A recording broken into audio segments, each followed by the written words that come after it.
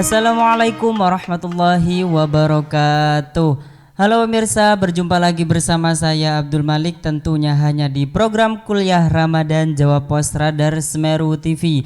Bagaimana puasanya hari ini? Bagaimana hari-hari kalian? Semoga hari kalian dipenuhkan dengan kebahagiaan.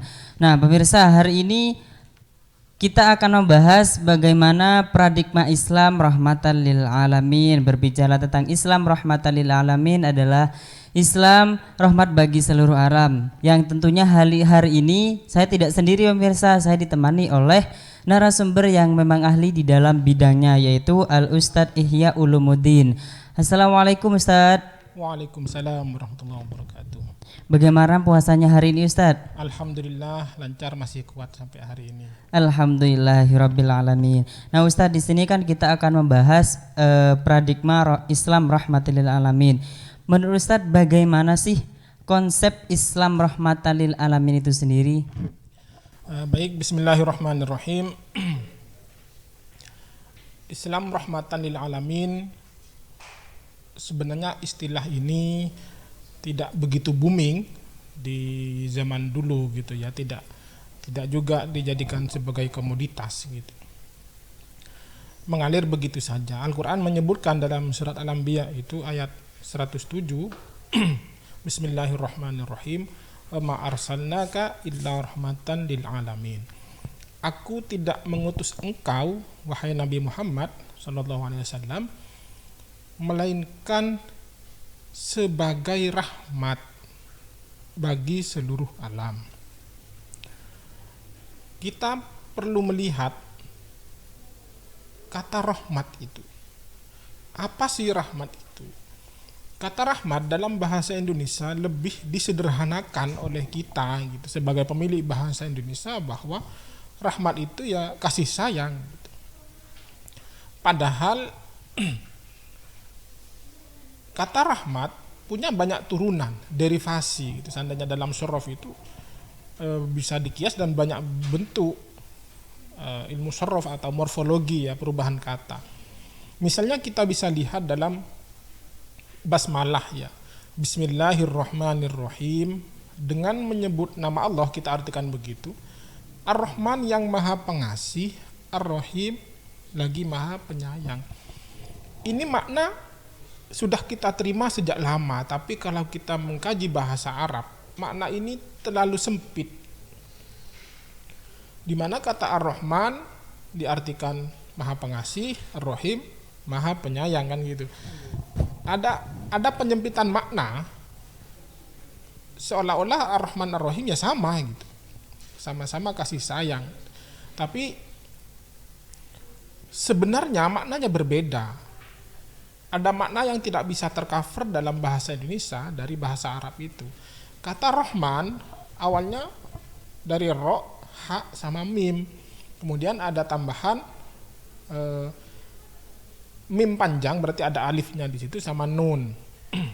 Kata Rohim ada tambahan ya sebelum mim, ada tasdid gitu ya. Ada ya sebelum mim.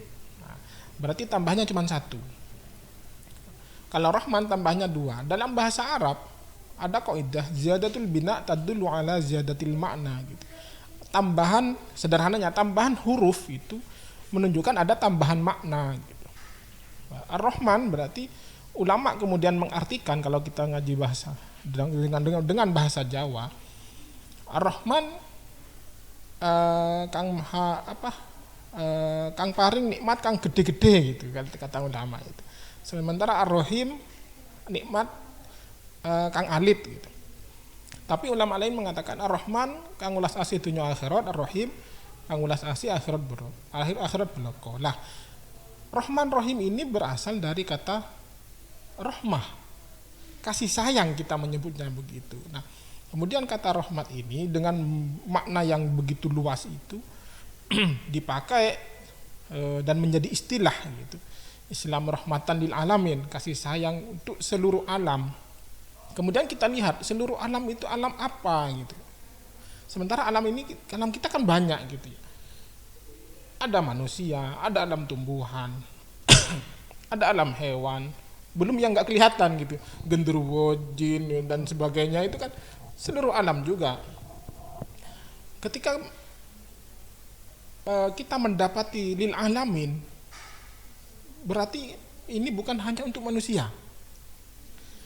Andai pun untuk manusia, tidak hanya meliputi orang Islam, kan begitu. Maka dalam syariat Islam itu ada juga perlakuan untuk orang yang non Muslim. Untuk orang non Muslim dulu ada ahli kitab, ada orang kafir gitu ya. Pokoknya kalau kita ringkas jadi non Muslim lah. Gitu. Syariat Allah ini, syariat Tuhan ini, syariat yang dibawa Nabi Muhammad itu sebagai rahmat, sederhananya membuat perdamaian di dunia ini. Wa ma arsalnaka illa rahmatan lil alamin. Kita ingin membuat Islam ini sebagai motor bahwa akan menggerakkan kasih sayang di bumi ini. Sehingga Nabi membawa syariat itu. Walaupun dalam praktiknya, dalam praktiknya ya Islam ini ya banyak pertentangan juga kan gitu. Kita bisa lihat dalam kasus-kasus sebelum ini ya, di bulan Maret April, pengeboman itu ya di gereja, kemudian ada perempuan yang masuk ke Mabes Polri kemudian bawa senjata dan dengan berbagai motifnya katanya biar bisa mensyafaati keluarganya kan gitu. Dan ini jelas tidak ingin membuat rahmah, tidak ingin membuat kasih sayang dalam hal itu. Jadi ada pemahaman yang berbeda di kepala kita masing-masing umat Islam itu bahwa Islam itu ada yang keras gitu, ada yang lembek, ada yang sedang-sedang. Sisi rahmatnya mana? Ya tidak tahu. Sementara kita yang sepakat kata rahmat adalah kasih sayang itu sepakat hanya di lisan. Buktinya kita masih berbeda-beda kan gitu. Kita masih berbeda-beda. Kita masih sesuai dengan pemahaman kita tentang Quran dan hadis itu. Tapi kembali lagi bahwa rahmatan lil alamin secara umum, rahmatan lil alamin adalah memberikan rahmat kepada seluruh alam. Itu. Ya Ustaz. Nah, lalu bagaimana sebab-sebab perbedaan dalam agama Islam sendiri itu bagaimana Ustaz? Nah, kembali lagi bahwa rahmatan lil alamin konsep besar sebenarnya, cuman dalam prakteknya, dalam pemahaman umat Islam itu memiliki tafsir yang berbeda-beda. Ada yang memang penafsiran itu karena kurangnya pengetahuan tentang cara memahami Al-Quran dan hadis. Kadang hanya tahu dari kalender langsung dipraktekkan gitu ya. Kadang hanya tahu dari terjemahan langsung praktekkan gitu. Langsung ke hadisnya gitu. Ini yang kemudian disebut kembali ke sunnah dan kembali ke Quran dan hadis. Padahal ya kita tidak kemana-mana dari Quran itu kok suruh kembali. Emangnya kita jauh dari Quran dan hadis. Umat Islam berbeda kalau kita lihat sejarahnya. Walaupun dalam lingkup rahmatan lil alamin ya, tapi faktanya kita berbeda-beda gitu. Berkelompok ya. Kalau kita lihat sejarah Islam, kita dibilang damai, ya damai, tapi ada sisi lain kita perang saudara gitu. Apa motifnya? Kalau kita lihat dalam buku sejarah, motifnya kata ulama itu ya awalnya politik, motif kekuasaan, sehingga puncaknya itu yang bisa kita lihat adalah tragedi Tahkim, perebutan kekuasaan Sayyidina Ali oleh Muawiyah kan gitu. Sampai lahirnya Syiah, kemudian lahirnya Khawarij, kemudian berkembang ada Qadiriyah, ada Jabariyah dan sebagainya, dari urusan politik menuju urusan teologis, urusan ketuhanan. Nah, ketika berbeda-beda ini kita mempertanyakan mana rahmatan lil alaminnya kan gitu. Nah, kalau kita memahami kata rahmah sendiri, maka kita enggan untuk bertikai. Berbeda sih boleh, tapi bertikai tidak. Itu. Jadi kenapa umat Islam ini terpecah sementara jargon kita rahmatan lil alamin gitu ya, terpecah karena kepentingan. Pertama itu ada urusan kekuasaan, jadi bukan murni karena ajaran Islam, bukan, tapi ada urusan kekuasaan waktu itu. Kita kalau dalam sejarah selalu menyoroti peristiwa tahkim itu, perebutan kekuasaan dari Sayyidina Ali oleh Muawiyah gitu. Itu dan ini terus sampai sekarang gitu. Maka lahirlah kelompok yang yang keras, ada yang model Jabariyah, yang neriman gitu ya, nerimanya kadang fatalis gitu. Ada Qadiriyah kadang usaha terus gitu, sedikit mengesampingkan urusan wahyu dan sebagainya. Itu. Jadi sebab perbedaan itu bukan di Islamnya, tapi umat Islamnya yang bermasalah. Itu.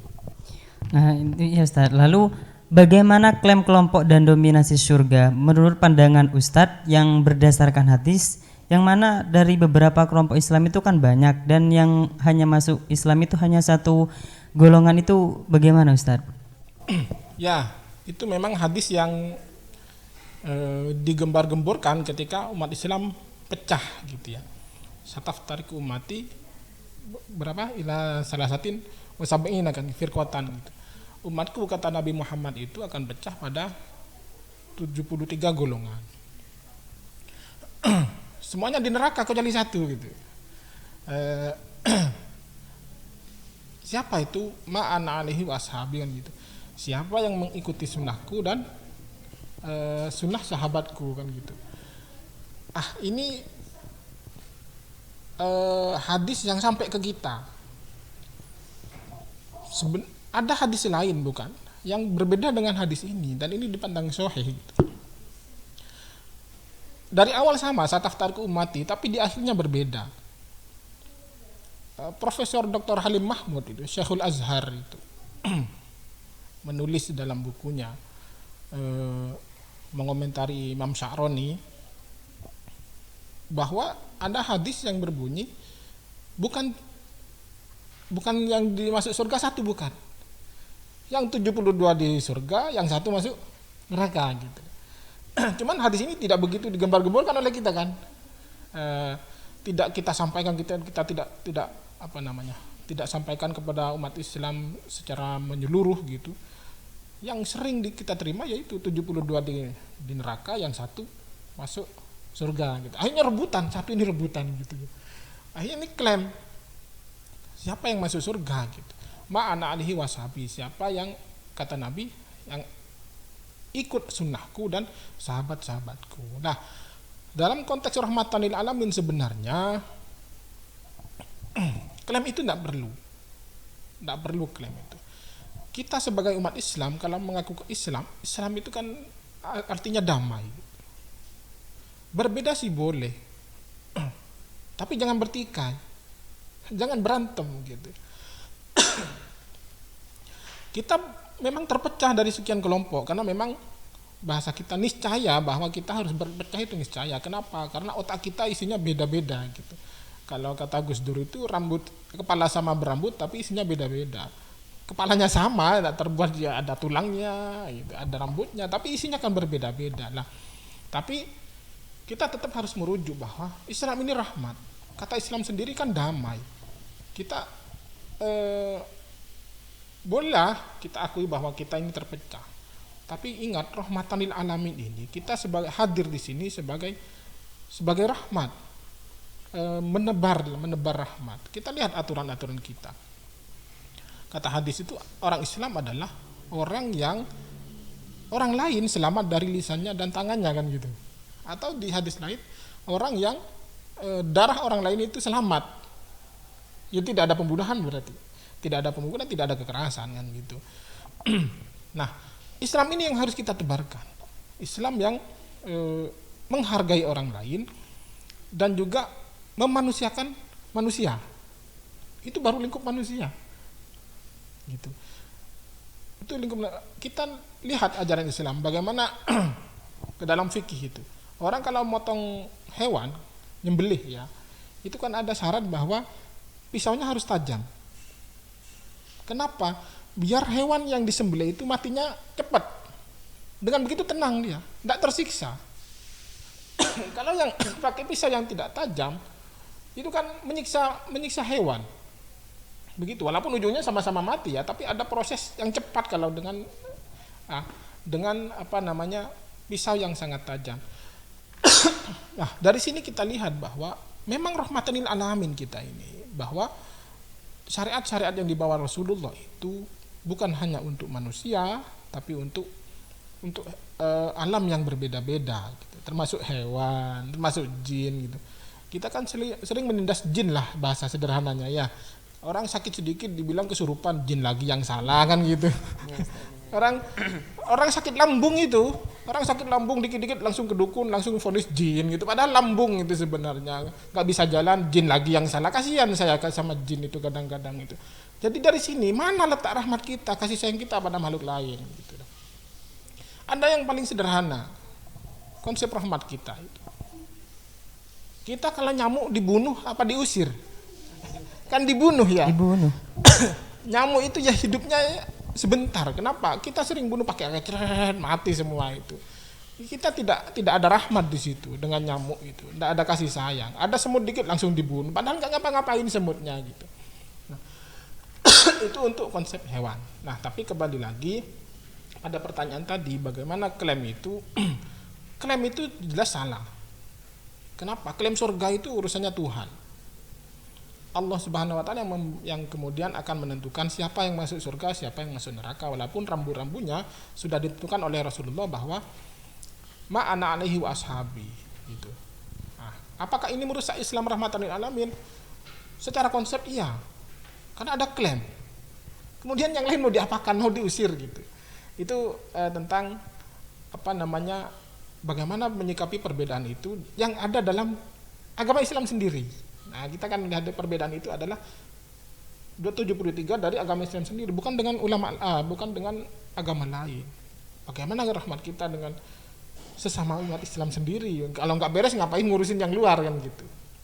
Itu ya, tentang rahmatin alamin, tapi dalam konteks perbedaan kita sesama umat Islam gitu.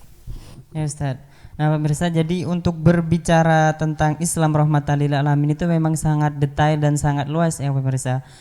Nah di sini untuk yang segmen kedua jangan kemana-mana pemirsa, karena nanti di segmen kedua kita akan membahas tentang persaudaraan seiman dan cara membangun kerukunan. Jangan kemana-mana, tetap saksikan program Kuliah Ramadan hanya di Jawa Pos Radar Semeru TV.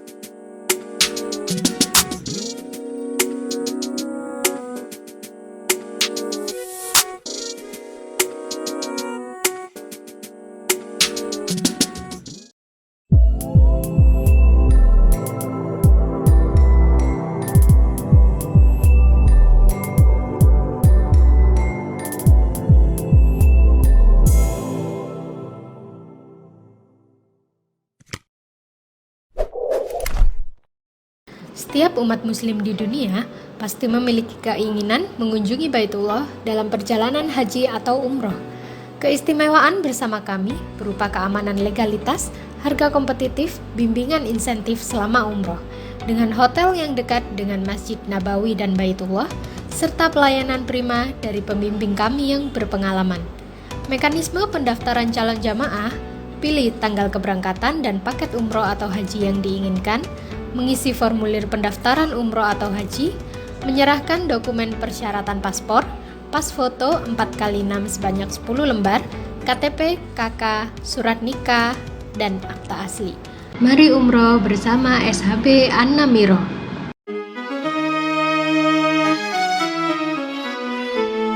Halo pemirsa, berjumpa lagi bersama saya yang tentunya hanya di program Kuliah Ramadan Jawab Pos Radar Semeru TV di segmen yang kedua, yang mana tadi di segmen pertama kita menjelaskan dengan Ustadz Ihya Ulumuddin tadi menjelaskan sedetail mungkin bagaimana konsep Islam rahmatan lil alamin dan seterusnya. Kemudian kali ini kita akan membahas bagaimana persaudaraan seiman dan maksud dari innamal mu'minuna ikhwatun, kemudian cara membangun kerukunan. Nah, Ustadz, yang pertama di sini persaudaraan seiman dan maksud dari innamal mu'minuna ikhwatun. Bagaimana, Ustadz? Ya. Bismillahirrahmanirrahim. Kita dalam Al-Quran menemukan bahwa umat mukmin itu, umat Islam yang beriman itu bersaudara. Kita kembali pada ahun. Kata ahun itu sebagai bentuk mufrad gitu ya. Itu artinya ada yang mengatakan mengumpulkan menjadi satu gitu. Dalam Al-Quran kata ahun itu bisa berbentuk ikhwah, bisa berbentuk ikhwan gitu ya. Kalau berbentuk ikhwan, biasanya Al-Quran merujuk pada persaudaraan yang bukan sedarah. Jadi bukan saudara sedarah gitu ya. Hanya saudara kesamaan partai, kesamaan ideologi, kesamaan pilihan politik, kesamaan idola gitu ya. Maka kita bisa lihat ada seorang idola gitu punya fan yang banyak, ini bersaudara, tapi konteksnya kalau dalam bahasa Arab itu disebut ikhwan. Kenapa? Karena persaudaranya tidak diikat dari sisi sedarah, bukan dari satu mbah gitu ya. Kalau dalam Madura ada buyut, bujuk gitu ya. Nah, ini ikhwan ini artinya persaudaraan yang bukan sedarah. Maka kita bisa lihat di Mesir itu ada namanya partai yang namanya Al-Ikhwan Al-Muslimun gitu. Persaudaraan orang Islam gitu ya. Yang nyampe ke Indonesia berubah menjadi Ikhwanul Muslimin.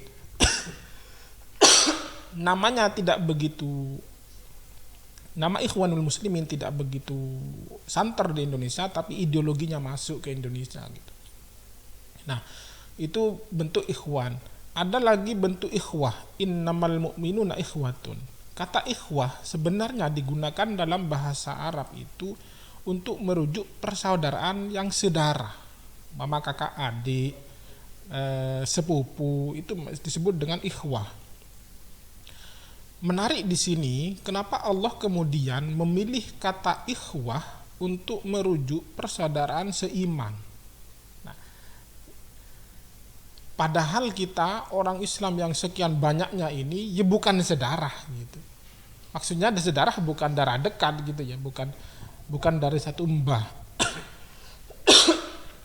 Kalau kita sering mengatakan 7 turunan, dari 7 kita sudah lepas, ke atas 7 itu sudah lepas. Bayangkan dari Nabi Adam ke kita itu berapa turunan gitu. Maka kenapa Allah kemudian menyebut persaudaraan seiman itu dengan ikhwah? Ulama Al-Qurtubi, seperti Al-Qurtubi mengatakan persaudaraan seiman itu lebih kuat daripada persaudaraan sedarah. Gitu. Itu tafsir Al-Qurtubi mengatakan begitu. Ulama lain juga mengatakan bahwa betapa keimanan itu sangat menentukan dan lebih kuat dari persaudaraan sedarah. Contohnya begini, kalau sedarah seharusnya gitu dalam waris itu anak kan dapat warisan ya, kalau bapaknya meninggal anaknya dapat. Tapi kalau ada sebuah kasus yang melanggar aturan syariat ya, apa anaknya membunuh bapaknya, ini tidak dapat. Kenapa? Melanggar aturan syariat. Jadi aturan syariat itu lebih kuat dari sekedar aturan persaudaraan. Kita sama-sama orang Islam itu lebih kuat sebenarnya ikatannya daripada sedarah. Walaupun saya dengan orang luar Indonesia bukan sedarah gitu, bukan sepupu, ya bukan mbah satu mbah gitu, tapi sama-sama seiman, maka ini kata Imam Al-Qurtubi lebih kuat dari ikatan saya dengan saudara saya dihitung dari ikatan darah. Nah, ini sisi menariknya, bahwa persaudaraan seiman itu sangat kuat melebihi persaudaraan hubungan darah gitu. Nah, oleh karena itu dalam konteks Islam rahmatan lil alamin seharusnya kita ini sangat perhatian pada sesama orang-orang yang beriman gitu. Walaupun ukurannya tidak jelas gitu, cukup la ilaha illallah Muhammadur Rasulullah udah iman gitu. Kadang kita iri juga bagaimana orang yang katanya beriman tapi Islamnya di KTP saja gitu. Itu bukan urusan kita sebenarnya, masalah dia salat, masalah tetap kita namanya seiman, ya iman itu yang dihitung gitu. Adapun dia malas dalam beribadah itu urusan sekian. Nah, jadi kita harus tetap berbuat baik, menebar rahmat pada orang yang menurut kita secara keimanan itu tipis gitu. Nah, kita bisa lihat contohnya ulama-ulama kita, siapapun yang datang pasti diterima gitu. Siapapun yang datang ke rumah kiai itu pasti diterima. Mbah Dim itu Al-Maghfurlah itu yang di Banten. Kalau kita lihat dengar ceritanya orang yang sudah pakai surban gitu, mimpin ziarah ya, katakan sekian bis gitu, datang ke beliau sowan. Setelah sholat subuh sowan, nyampe di depan Mbah Dim langsung diusir. Padahal dengan surban, dengan ya syar'i sekali. Tapi di belakang diusir, langsung usir. Nah, setelah itu ada orang di belakangnya agak-agak Cina katanya, tapi pakaian sangat tidak syar'i. Paling pakai kerudung, tapi pakaiannya tidak menutupi aurat. Suami istri. Tapi Mbah Dim malah ini yang paling disenangi gitu, sangat welcome, sangat menerima itu. Kenapa Mbah Dim begitu? Karena beliau tahu niatnya yang pakai surban apa, terus niatnya yang katanya tidak syar'i itu apa.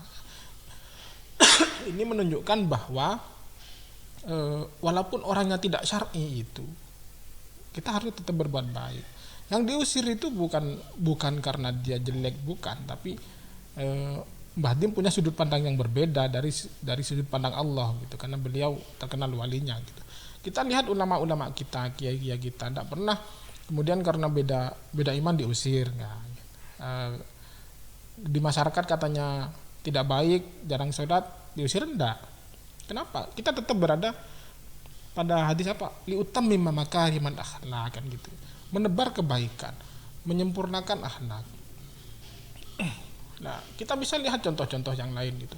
Kayak Ibu Nyai Solehah, istrinya Mbah Wahid Hasyim itu. Siapapun yang datang ke rumah beliau pasti makan. Siapapun itu, entah preman, entah kiai, pokoknya makan. Yang ada di dapur itu sudah makan aja gitu. Begitu. Nah, ini ingin menebar rahmat itu. Begitu. Nah, kemudian dilihat dari apa? Ikhwah tadi. Ikhwah.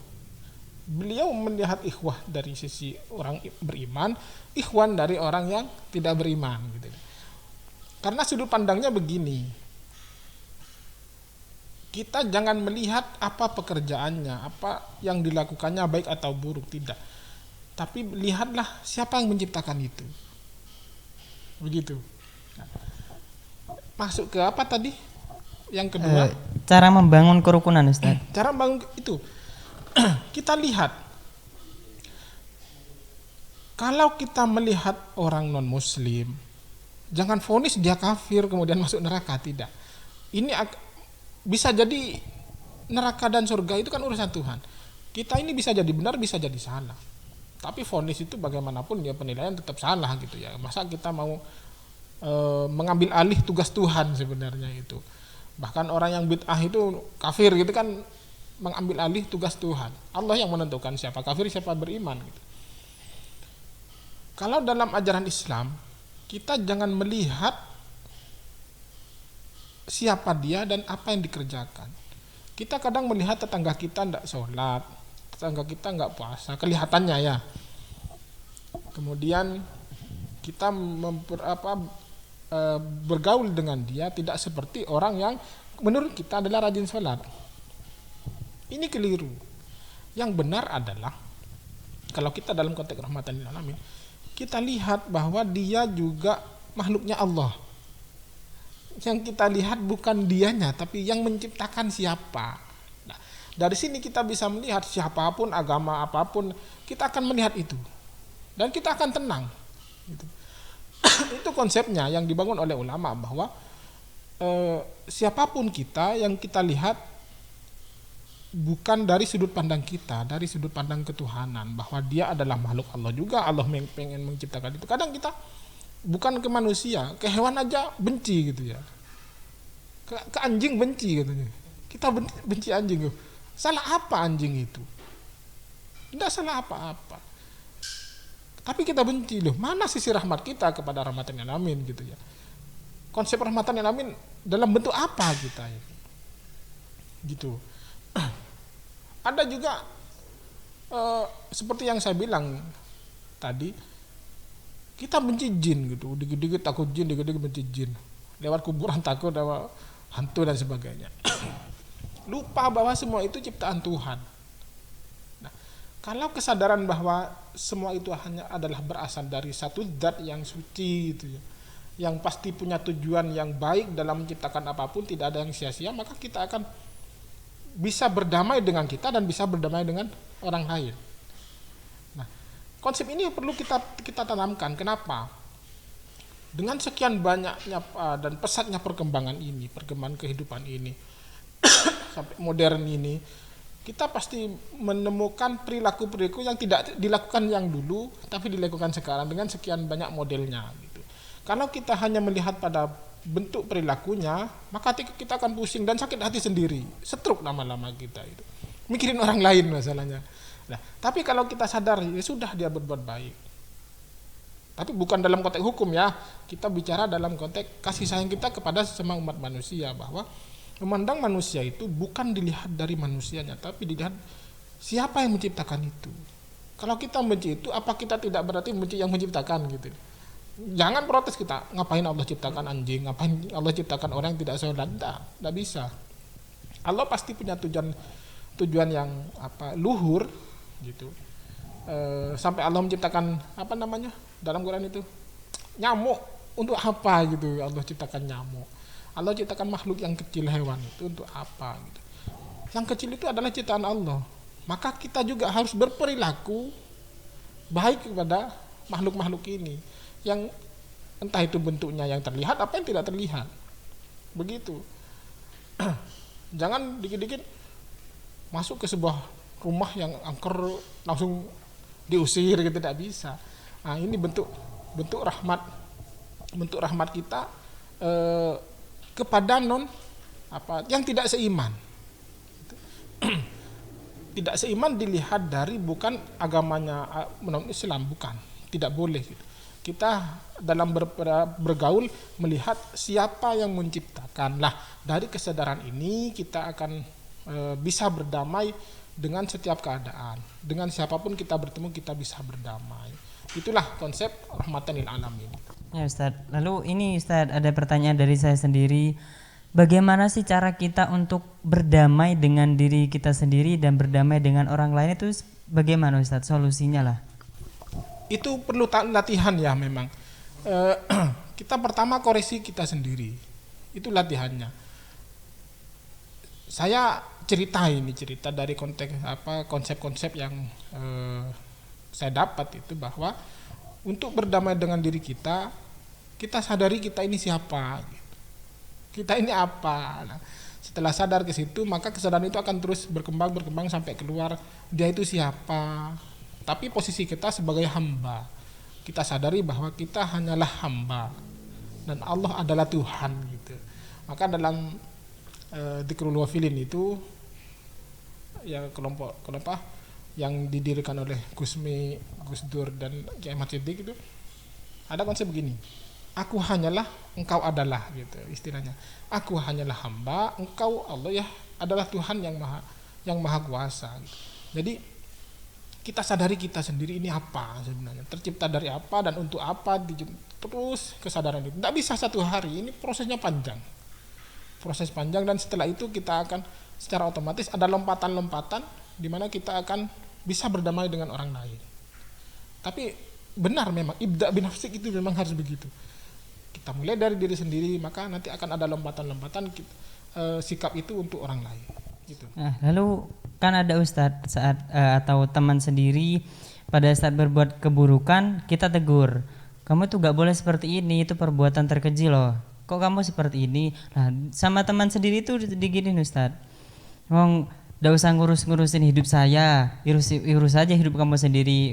Hidup kamu sendiri aja belum benar. Itu bagaimana solusinya Ustaz? Oh gini, itu dalam konteks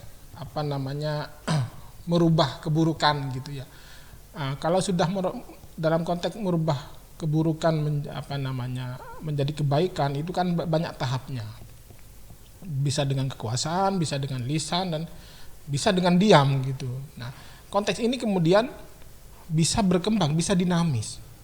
Caranya bagaimana? Kalau ujung-ujung langsung ditegur biasanya memang sakit hati. Jadi caranya mungkin yang keliru. Kita tetap perbaiki diri kita. Ingin memperbaiki teman baik, tapi caranya harus dengan cara yang baik gitu. Maka kita lihat banyak kiai-kiai yang berhasil merubah orang yang tidak baik menurut kita itu menjadi baik. Caranya butuh sekian tahun, butuh caci maki, butuh hujatan dan sebagainya. Tidak bisa langsung, ayo tobat sholat, tidak bisa. Jangan begini, itu tidak baik, tidak bisa. Kita lihat konteksnya dan kita pahami alurnya, baru kita masuk di sisi mana sekiranya kita tetap persaudaraan itu terjalin, tapi tidak ada yang tersakiti. Gitu. Itu ya. Nah, ya Ustaz, terima kasih atas apa yang sudah Ustaz sampaikan. Begitu luas ya kita membahas tentang Islam rahmatan lil alamin, yang mana Islam itu adalah sebuah kasih sayang dari diri kita sendiri dan untuk orang lain juga. Nah Ustaz, mungkin ada suatu pesan atau apalah yang mau disampaikan Ustaz untuk pemirsa yang di rumah di bulan suci, di hari ini, di bulan suci Ramadan ini Ustaz. Baik. Islam rahmatan lil alamin adalah Islam yang dibawa oleh Rasulullah sallallahu alaihi wasallam. Kita bisa memahami Islam itu sebagai rahmat lil alamin jika kita memahami ajaran-ajaran Islam secara menyeluruh. Maka kita pelajari Islam itu secara menyeluruh dari guru-guru kita, ulama-ulama yang sudah terpercaya, agar kita bisa memahami bahwa Islam itu benar-benar sebagai penebar kasih sayang di dunia ini, untuk manusia, untuk hewan, untuk tumbuhan, bahkan untuk bumi dan langit ini. Itu yang bisa saya sampaikan. Ya, terima kasih Ustadz atas apa yang sudah Ustadz pesankan terhadap pemirsa yang di rumah. Jadi pemirsa jangan lihat siapa yang mengucapkan, tapi lihatlah apa yang diucapkan. Usai sudah perjumpaan kita hari ini pemirsa, dan jangan lupa saksikan terus program Kuliah Ramadan tentunya hanya di Jawa Pos Radar Semeru TV, dan jangan lupa juga ikuti kuis Kuliah Ramadan yang akan diberikan oleh narasumber dengan menjawab pertanyaan di kolom komentar Jawa Pos Radar Semeru TV. Wassalamualaikum warahmatullahi wabarakatuh.